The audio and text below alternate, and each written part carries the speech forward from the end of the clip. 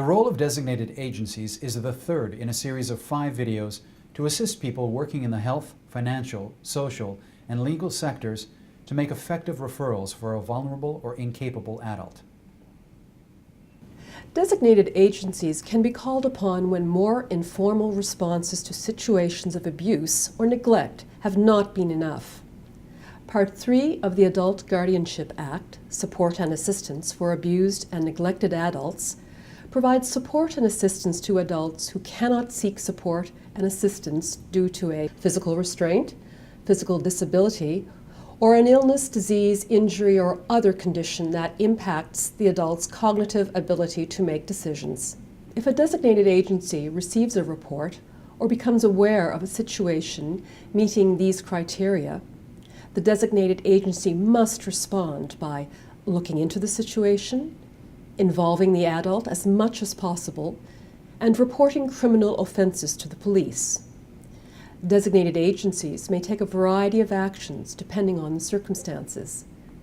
Additional tools include ways of gaining access when access to the adult has been denied, including in emergency situations where an adult's life is at risk, restraining orders, and support and assistance court orders.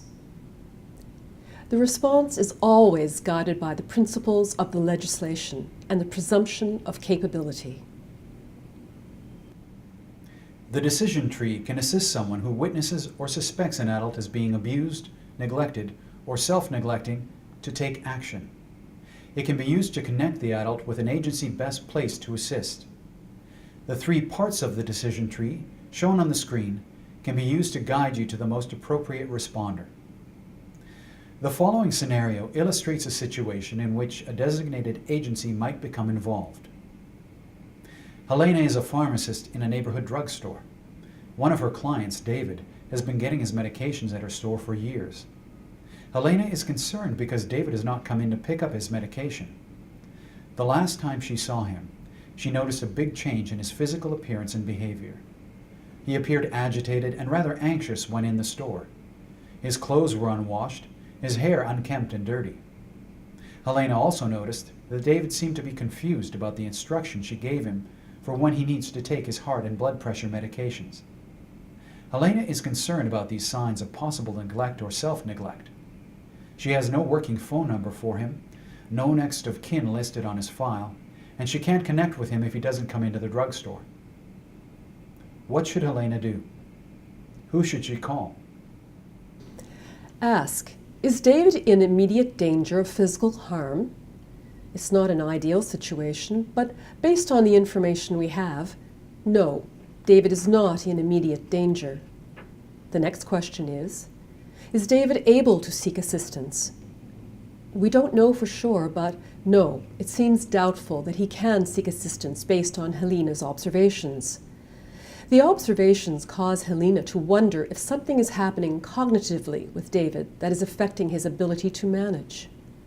The next question in the decision tree is the abuse, neglect, or self-neglect primarily about financial matters, or are assets at immediate risk?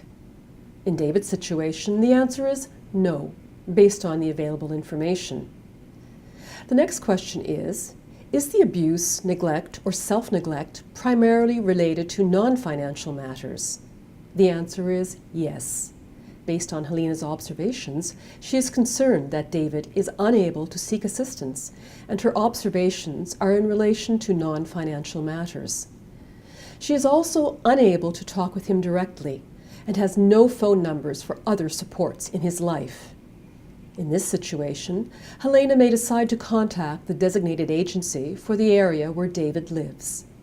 If at any point anyone believes there is any indication that David is in immediate danger, they can call 911.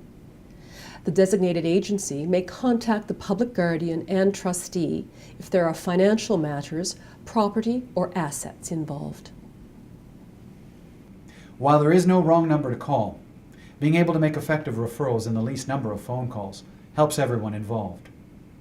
For more information about actions that can be taken by a designated agency, please review the designated agency column on page 2 of the decision tree.